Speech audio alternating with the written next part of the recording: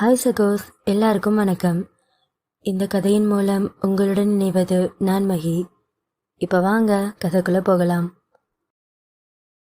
அந்த நாள் இரவு வேளையில் வருண் தன் அறையில் சோர்வாக அமர்ந்திருந்தான். அன்று நடந்த விஷயங்களை பற்றியே யோசித்துக் கொண்டிருந்தான்.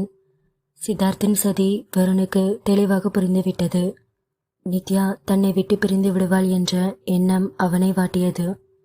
இரவு முழுவதும் அவன் தூங்கவில்லை. அறையில் சிதறி கிடந்த பொருட்கள் அவன் மனதின் குழப்பத்தை பிரதிபலித்தன.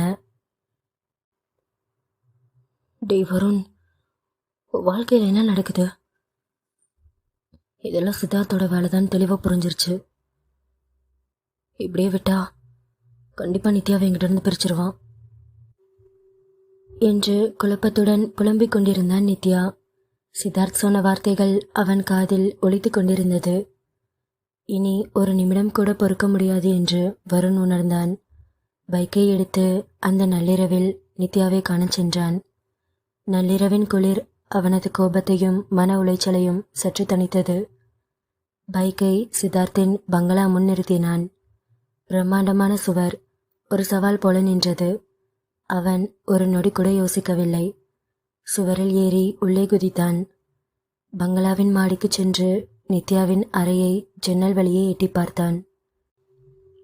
நித்யா தூங்கவில்லை. அவள் வருணின் புகைப்படத்தை மார்போடு அணைத்தபடி கண் கலங்கி அழுது கொண்டிருந்தாள். நித்யா வருணின் புகைப்படத்தை பார்த்தபடி, வருண், என்னாச்சு உங்களுக்கு? ஏன் இவ்வளோ மாறிட்டீங்க? நான் உங்களுக்கு வேணாமா? என்னால் நீங்கள் இல்லாமல் இருக்க முடியாது. அப்பா மேலே இருக்கிற பாசத்தில் உங்களை அந்த மாதிரி பேசிட்டேன். ஆனால் சத்தியமா நீங்கள் இல்லாமல் என்னால் இருக்க முடியாது என்று நித்யா வருணின் புகைப்படத்தை பார்த்தபடி கண்கலங்கி பேசிக்கொண்டிருக்க, நித்யாவின் வார்த்தைகள் வருணின் நெஞ்சை குத்தின. அவளது காதல் வருணுக்கு தெளிவாக புரிந்தது. வருண் மெதுவாக ஜன்னல் வழியே அறைக்குள் குதித்தான். சத்தம் கேட்டு நித்யா திடுக்கிட்டு திரும்பி பார்த்தாள். கண்ணீருடன் சிவந்த கண்களுடன் வருணை பார்த்ததும் அவளுக்கு அதிர்ச்சியாக இருந்தது. ஒரு கணம் கோபம் மேலோங்கினாலும் வருணை பார்த்ததும் காதலும் ஏக்கமும் வெள்ளமென பெருக்கெடுத்தன. நித்யா வேகமாக ஓடிச் சென்று வருணை இறுக்கமாக கட்டிப்பிடித்து அழுதாள். வருண், வருண், நீங்கள் எல்லாம் என்னால் இருக்க முடியாது. எதுக்காக வருண் இப்படி பண்ணுறீங்க? நான் உங்களுக்கு வேணாமா? நானும் நம்ம குழந்தையும். வருண், நான் உங்ககிட்ட கோவமா அந்த மாதிரி பேசிட்டேன். ஆனால் சத்தியமா உங்களை விட்டு என்னால் ஒரு நிமிஷம் கூட இருக்க முடியாது என்று நித்யா கூற, வருண் நித்யாவை இறுக்கமாக அணைத்து கொண்டான். அவன் நித்யாவின் முகத்தில், கன்னங்களில், நெற்றியில் என வெறித்தனமாக முத்தமிட்டான். ஏ பொண்டாட்டி, நான் மட்டும் நீ இல்லாமல் இருந்துருவனா? நான் செத்துற வேண்டிய நீ இல்லாட்டி.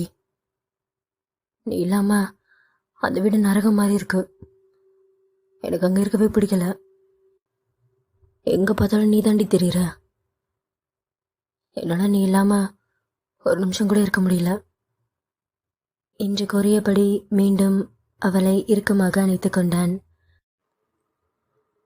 அவனது நெஞ்சில் அவளது முகம் புதைந்தது. அவனது கைகள் அவளது இடுப்பை இறுக்கமாக வளைத்தன. வருண் நித்யாவின் கழுத்தில் வேகமாக முத்தமிட்டான். அவளது சர்மம் சிலிர்த்தது. அவனது முத்தங்கள் அவளது காது மடலையும் கன்னத்தையும் இழுத்தன. நித்யா இறுக்கமாக அவனை அணைத்து கொண்டாள். அவனது ஆவேசமான காதல் அவளை மூச்சு திணறடித்தது. நித்யா குரல் தழுத்தழுக்க, மூச்சிறைக்க, வருண், உங்ககிட்ட கொஞ்சம் பேசணும். என் அப்பாவை நீங்கள் புரிஞ்சுக்கவே மாட்டீங்களா என்று நித்யா பேசி முடிப்பதற்குள் வருண் அவளது உதடுகளை நெருங்கி ஆவேசமாக, இங்க பாரு நித்யா, அதை பற்றி தயவு செஞ்சு பேசாத. உன்னை சுற்றி என்ன நடக்குதுன்னு உனக்கே தெரியலடி. எனக்கு நீ வேணும். ஏன் நித்யா, என் கூட தான் இருக்கணும். நீ இல்லாமல் எனக்கு ஒன்றுமே கிடையாதுடி. எனக்கு எல்லாமே நீ தான்.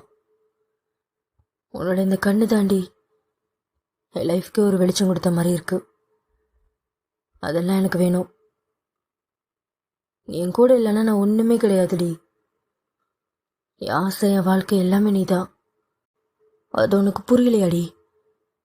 இங்க பாரு, எனக்கு நீ வேணும் என்று கூறி முடித்த நொடியில் வருண் நித்யாவின் உதடுகளை வேகமாக முத்தமிட்டான்.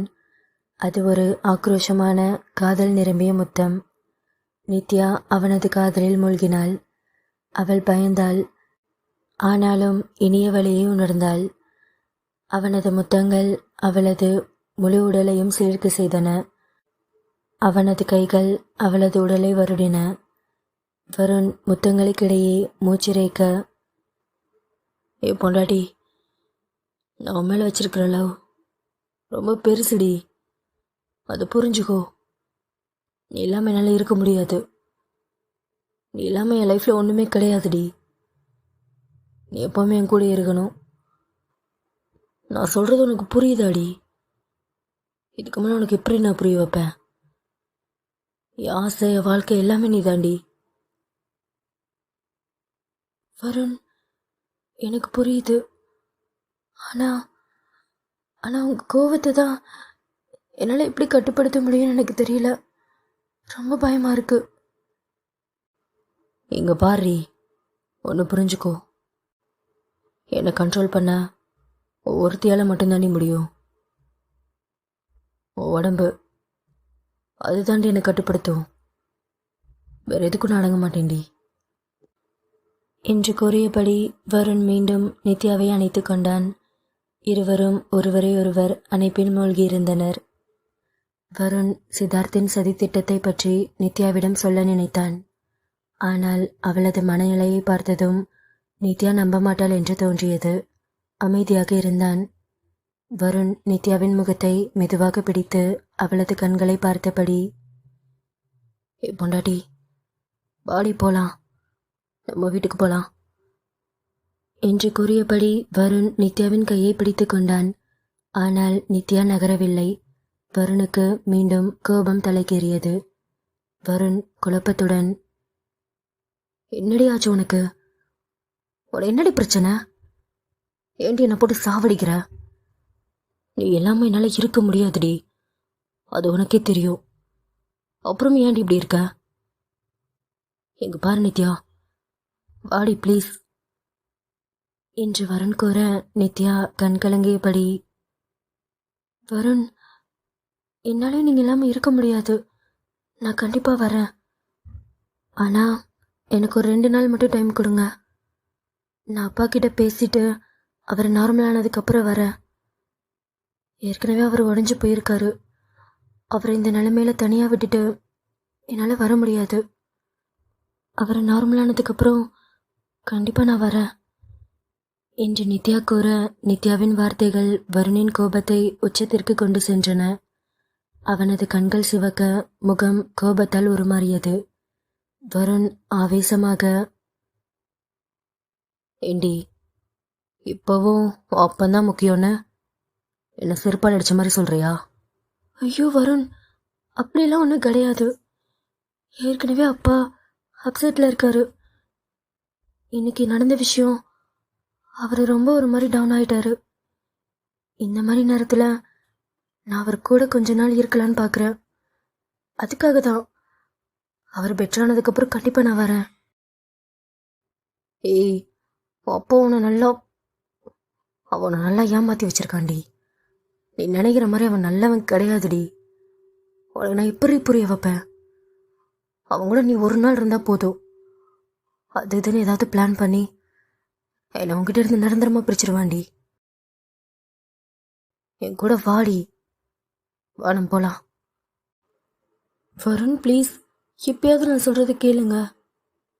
இந்த நிலைமையில அப்பா விட்டு என்னால் வர முடியாது. அவர் நார்மலானதுக்கப்புறம் நான் வரேன். புரிஞ்சுக்கோங்க வருண் என்று நித்யா கூற வருண் நித்யாவின் கையை உதறிவிட்டு, இவ்வளோ தூரம் கூப்பிட்டோம் முடிவை மாற்றிக்க மாட்டேல? எல்லாம் என்ன சொல்லணும்டி? அந்த பார்ட்டியில் வச்சு நீயும் என்ன அசிங்கப்படுத்தினதுக்கப்புறமும் உன்னை தேடி தேடி வந்தேன்ல, இந்த அசிங்கம் எனக்கு தேவைதா? ஏய், என் கூட வரவே வேணாடி. உங்கள் அப்பன் கூடயே இரு. ஆனால் இதுக்கெல்லாம் ஒரு நாள் நீ வருத்தப்படுவ. இவனை தேடி நான் வரமாட்டேன் என்று கூறியபடி வருண் வேகமாக அங்கிருந்து வெளியேறினான். ஜன்னல் வழியே மீண்டும் சுவரில் ஏறி குதித்து பைக்கை நோக்கி சென்றான்.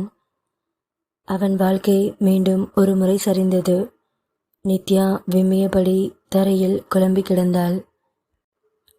வருண் நித்யாவின் வீட்டை விட்டு வெளியேறிய பிறகு நேராக மீண்டும் பாரை நோக்கி சென்றான். அவனது மனதில் நித்யா பேசிய கடுமையான வார்த்தைகளும் சித்தார்த்தின் துரோகமும் மாறி மாறி ஓடிக்கொண்டிருந்தன. குடி மட்டுமே அவனது வேதனைக்கு ஒரு மருந்தாக தோன்றியது. இரவு முழுவதும் அவன் குடித்து கொண்டே இருந்தான். அனைத்து கோப்பைகளும் காலியானது. அவன் மேஜையை குத்தினான். வாய் விட்டு அழுதான். கோபமும் ஆற்றாமையும் வேதனையும் அவனை உள்ளுக்குள்ளே கொன்றன. அவன் வாழ்க்கை முடிந்துவிட்டது என்று அவன் மனம் முணுமுணுத்தது. மறுபுறம் நித்யா நொறுங்கி போனாள். அவளது அப்பா முக்கியம் என்று தோன்றியது. அதே நேரம் வருணும் முக்கியம் என்ற குழப்பம் அவளை வாட்டியது. இருவருக்கும் இடையே சிக்கி தவித்தாள் நித்யா. கண்களிலிருந்து கண்ணீர் நின்று விடவில்லை. நித்யா தனக்குத்தானே முணுமுணுத்தாள். இப்போ நான் என்ன பண்றது? அப்பா ஒரு பக்கம், வருண் மேல இருக்கிற லவ் ஒரு பக்கம். இது ரெண்டுக்கும் இடையில நான் சிக்கி தவிக்கிறேன். கடவுளே, என்னையே அப்படி சோதிக்கிற என்று நித்யா வேதனையில் கூறிக்கொண்டிருந்தாள். அவள் மனம் அமைதியை தேடியது. அடுத்த நாள் காலை வேளையில் கோவிலுக்கு சென்றாள். கோவிலில் அமைதியாக நின்றாள். கண்களை மூடி கண்ணீருடன் வேண்டினாள். வருண் திரும்ப வரணும். எங்க வாழ்க்கை பழையபடி சந்தோஷமா இருக்கணும். எப்போ வருண் புரிஞ்சுக்கணும். இன்னும் எப்போ பத்தி ரொம்ப தப்பா நினைச்சிட்டு இருக்காரு. இது எல்லாமே மாறணும் சீக்கிரமே. என் குழந்தை பிறக்கும்போது எந்த பிரச்சனையும் இல்லாம எல்லாரும் ஒன்னா சந்தோஷமா இருக்கணும். நீ தான் எல்லாத்தையும் சரி பண்ணணும். உன்கிட்ட சொல்றது தவிர எனக்கு வேற என்ன பண்றதுன்னு புரியல என்று நித்யா கண் கலங்கியபடி வேண்டினாள். அப்போது அவள் தோளை யாரோ தொட்டது போல இருந்தது. திரும்பி பார்த்தால் அங்கே வருணின் அம்மா பார்வதி நின்று கொண்டிருந்தார். பார்வதியின் கண்களும் கலங்கியிருந்தன. நித்யா ஒரு நொடி கூட தாமதிக்காமல் பார்வதியை இறுக்கமாக கட்டிப்பிடித்து அழுதாள். அத்தை, அத்தை, நீங்க எப்படி இருக்கீங்க? என்னை மன்னிச்சிருங்க. எல்லாம் எனக்கே தெரியாம ஏதேதோ நடந்துருச்சு என்று நித்யா பேசிக்கொண்டிருக்க பார்வதி நித்யாவின் தலையை தடவி கொடுத்து, நித்யா, இங்க பாரு, எனக்கு புரியுதுமா. இந்த குழப்பத்துக்கு உன் மேல மட்டும் தப்பு சொல்லிட முடியாது. நீ எதுக்கும் கவலைப்படாத. எல்லாம் சீக்கிரமே சரியாயிரும். அத்தை, நீங்க என்ன கையில லக்கேஜோட இருக்கீங்க? அது ஒன்றும் இல்லைம்மா. இந்த 2-3 நாளா நிம்மதியே இல்லாமல் இருக்கு. உனக்கே தெரியல நித்யா, நம்ம எல்லாரும் அந்த வீட்டில் எவ்வளோ சந்தோஷமா இருந்தோம். இந்த மாதிரி நிலைமையில என்னால் அங்கே இருக்க முடியல. அதான் கொஞ்ச நாள் எங்கேயாவது கோயில் குளம்னு போயிட்டு வரலான்னு நானும் அம்மாவும் கிளம்புனோம். மனசு கொஞ்சம் நிம்மதியாக இருக்கும்ல. அது மட்டும் இல்லை, வருண் இந்த மாதிரி நேரத்தில் தனியாக இருந்தான்னா அவனுக்கும் கொஞ்சம் ஆறுதலாக இருக்கும். அதுக்காக தாம்மா நானும் அம்மாவும் கிளம்புனோம். போகிற வழியில் சாமி கும்பிட்டு போகலான்னு வந்தோம். அத்தை, வருண் வருண் எப்படி இருக்காரு என்று நித்யா கேட்க பார்வதி பெருமூச்சு விட்டபடி, உனக்கு மட்டும் இல்லை நித்யா, அவனுக்கும் அதே நிலைமை தான். நேற்று நைட்டு ஃபுல்லாக அவ்வளோ குடிச்சிட்டு வந்தான். ரூம்குள்ளே போய் பார்த்தா அங்கே இருக்கிற திங்ஸ் எல்லாம் அப்படி உடஞ்சி கிடக்கு. அவன் சரியாக தூங்குறதில்ல, சாப்பிட்றதில்ல, எப்பவுமே குடிச்சிட்டே இருக்கான். உன் ஃபோட்டோவை பார்த்து அழுது கத்துறான். நாங்கள் என்ன கேட்டாலும் பதில் சொல்ல மாட்டேங்கிறான். நீ இல்லாமல் வருண் ரொம்ப கஷ்டப்படுறான். இத்தனை வருஷத்தில் என் பையனை இந்த மாதிரி நான் பார்த்ததே கிடையாது. இந்த நிலைமையில் அவனை பார்த்து எங்களால் தாங்கிக்க முடியல என்று பார்வதி கூற, பார்வதியின் வார்த்தைகள் நித்யாவின் இதயத்தை கீறின. வருண் இவ்வளவு கஷ்டப்படுகிறான் என்ற குற்ற உணர்வு அவளுக்குள் அதிகரித்தது. கண்ணீரை துளைத்து கொண்டு மனதில் ஒரு உறுதியுடன் அங்கிருந்து வீட்டிற்கு புறப்பட்டாள். செல்லும் வழியில் வருணை பற்றிய சிந்தனையே அவள் மனதில் நிரம்பி கிடந்தது. தன் வீட்டை அடைந்ததும் நித்யா சித்தார்த்தை தேடிச் சென்றாள். அவர் காலை உணவை முடித்து கொண்டிருந்தார். நித்யாவின் முகத்தில் ஒரு மாற்றம் தெரிந்ததை சித்தார்த் உணர்ந்தார். சித்தார்த்தின் அருகே சென்று உறுதியான குரலில், அப்பா, உங்ககிட்ட கொஞ்சம் பேசணும் என்று நித்யா கூற, சித்தார்த் நித்யாவை பார்த்து, என்னம்மா, என்ன விஷயம் என்று சித்தார்த் கேட்க நித்யா கண் கலங்க ஆரம்பித்தாள். நித்யா, என்னாச்சு? ஏன் பழுகிற? அப்பா, என்னால் வருணை விட்டு இருக்க முடியாது. அவர் இல்லாமல் சத்தியமாக என்னால் வாழ முடியாதுப்பா. நான் அவர்கிட்ட போகிறேன் என்று நித்யா கூறியதை கேட்ட சித்தார்த் ஆச்சரியத்தில் மூழ்கினார். அதை கவனித்த நித்யாவும் சித்தார்த்தை பார்த்து, என்னப்பா அப்படி பார்க்குறீங்க? இந்த 2-3 நாளா அப்பா தான் முக்கியம்னு சொல்லிட்டு இருந்தவ இப்போ திடீர்னு உங்களை விட்டு போகிறேன்னு நினைக்கிறீங்களா? என்னால் சத்தியமாக முடியலப்பா. எனக்கு நீங்கள் தான் முக்கியம் தோணுச்சு. ஆனால் உங்களை விட எனக்கு வருண் ரொம்ப முக்கியம்னு இப்போ புரிஞ்சிருச்சு. என்னால் அவரை விட்டு இந்த 2 நாள் கூட நிம்மதியாக இருக்க முடியல. சாரிப்பா, எனக்கு உங்களை விட வருண் தான் முக்கியம். அவர் ரொம்ப உடைஞ்சு போயிட்டாரு. நான் அவர் கூட இருந்தாதான் அவர் சந்தோஷமாக இருப்பார். நான் ரொம்ப செல்ஃபிஷாக பேசுகிறேனா? என்னை நீங்கள் எப்படி வேணாலும் நினச்சிக்கோங்க. ஆனால் எனக்கு வருண் தான் முக்கியம். நான் அவர் கூட தான் இருக்கணும். ப்ளீஸ்ப்பா, நாங்கள் போகவா என்று நித்யா பேசிக்கொண்டிருக்க சித்தார்த் குழப்பத்துடன் நித்யாவை பார்த்தார். சாரிப்பா, எனக்கு வேறு வழி தெரியல. நான் வருணை விட்டு இருந்துருவேன்னு ரொம்ப தைரியமாக அவரை ஏதோ பேசிட்டேன். ஆனால் சத்தியமாக அவரை விட்டு இருக்க முடியாது. இன்னும் கொஞ்ச நாள் இப்படி இருந்தேன்னா நான் செத்துருவேன்ப்பா. எனக்கே நல்லா புரியுது.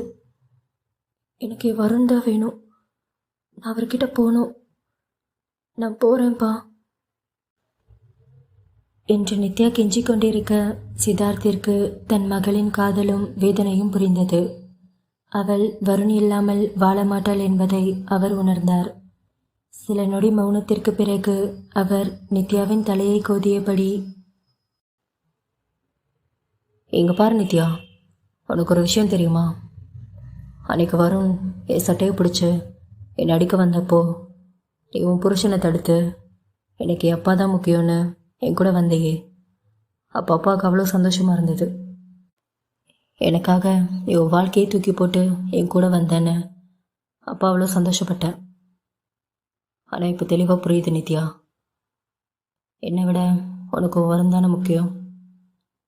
ஒன்றும் பிரச்சனை இல்லை, நீ போ என்று சித்தார்த் கூறியதை கேட்டு நித்யா கண்களில் குழப்பத்துடன் தன் அப்பாவை பார்த்தாள். என்னம்மா அப்படி பார்க்குற? என் பொண்ணு என் கூட தான் இருக்கணும்னு அவ்வளோ கர்வமாக சந்தோஷமாக இருந்தேன். ஆனால் எப்போ வருண் இல்லாமல் உன்னால் இருக்க முடியாதுன்னு தெரிஞ்சிருச்சோ, இதுக்கப்புறமும் நான் உன்னை கஷ்டப்படுத்த மாட்டேன். நீ எங்கே இருந்தால் சந்தோஷமாக இருப்பியோ அங்கேயே இரு. அப்பாவுக்கு சந்தோஷம்தான் முக்கியம்.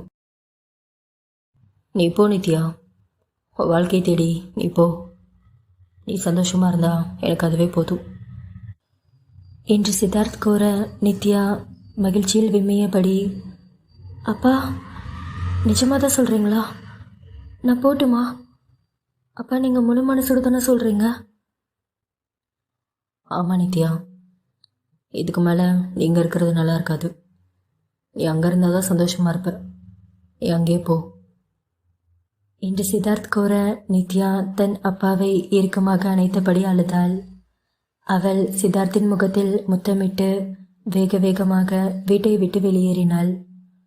ஒரு ஆட்டோவை பிடித்து கொண்டு ஆசையுடன் வருணின் வீட்டை நோக்கி சென்றாள்.